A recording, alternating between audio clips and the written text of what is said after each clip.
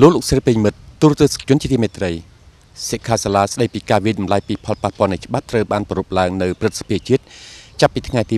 27ខែកញ្ញាឆ្នាំ2010រហូតដល់ថ្ងៃទី1ខែតុលាឆ្នាំ2010ដូច្នេះនៅក្នុងសប្តាហ៍នេះយើងខ្ញុំសូមអញ្ជើញលោកស្រី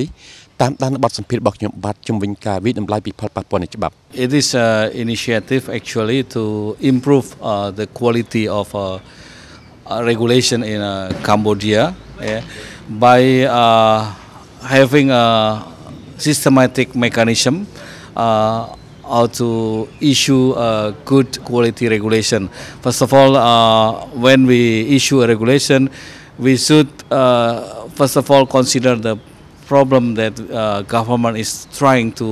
achieve with issuing regulation. So basically, the first question that government should ask before issuing regulation is what are the problems that requiring government action to solve this problem. Is there enough justification for the government to issue regulation? Then the second step they should consider is to consider whether regulation is the best way to intervene for the government to solve the problem. And then the fourth element is that all this analysis, identifying problem, identifying option, and identifying the cost and benefit of each option must be done in consultation with the public. ពេលដែលយើងរៀនក្បួននេះទៅ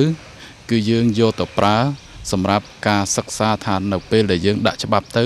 វាកើតផលចំណេញផលអាក្រក់ឬក៏ចំណាយដូចម្ដេចខ្លះឧទាហរណ៍ឧបមាថាបើយើងដាក់ច្បាប់មួយពាក់ព័ន្ធទៅនឹងការរកស៊ីអញ្ចឹងវាប៉ះពាល់ទៅដល់អ្នកវិនិយោគឬក៏អ្នករកស៊ីក្នុងនឹងក្នុងការចេញចំណាយអីដើម្បីឲ្យស្របទៅនឹងច្បាប់នឹងសម្រាប់អ្នកដែលប្រើប្រាស់ចេញឬក៏អ្នកពាក់ព័ន្ធទៅនឹងការរកស៊ីនឹងដែរអញ្ចឹងគឺគេត្រូវចំណាយទៅលើការឡើងថ្លៃនៃទំនិញអ្វីផ្សេងៗដែលថាពេលដាក់ច្បាប់ទៅតម្លៃទំនិញវាអាចឡើងថ្លៃអញ្ចឹងទៅបាទប៉ុន្តែវាអាចមានផលប្រយោជន៍ដោយសារច្បាប់នឹងក្នុងលក្ខណៈដូចជាមានសុវត្ថិភាពផ្នែកសុខភាពឬក៏មានសុវត្ថិភាពផ្នែកបរិស្ថានឬក៏មានសុវត្ថិភាពផ្នែកសង្គមអីជាដើមអញ្ចឹងមានការថ្លឹងថ្លែងរវាងផលប្រយោជន៍ហើយនិងចំណាយ Regulation usually have two dimension. On the one hand, regulation is meant to achieve a public interest, which is health, environment, and other things. On the other hand, regulation impose costs on businesses and society. That's why we need to balance between the objective public interest and then the businesses. នៅពេលដែលមានក្បួនច្បាស់លាស់សម្រាប់វាយតម្លៃនៃផលប៉ះពាល់របស់ច្បាប់ហ្នឹងគឺគេវាយតម្លៃទៅលើទាំងច្បាប់ដែលកំពុងមានរួចហើយនឹងថាតើវាចំណេញឬខាតប៉ុន្មានសម្រាប់កំណែតម្រង់ច្បាប់ជាពិសេសនៅក្នុងបរិបទប្រទេសកម្ពុជាយើងដែលជាសេដ្ឋកិច្ចកំពុងអភិវឌ្ឍក៏ដូចជាប្រទេសដែលមានសេដ្ឋកិច្ចចូលរួមនៅក្នុងសកលលោកភាវូបនីយកម្មហ្នឹងគឺយើងត្រូវការច្បាប់ថ្មីហើយយើងអាចសេរីច្បាប់ដែលយើងមានស្រាប់ហ្នឹងច្បាប់ខ្លះយើងដកចេញវិញដោយសារថាវាមិនមានផលប៉ះពាល់ល្អឬក៏មិនមាន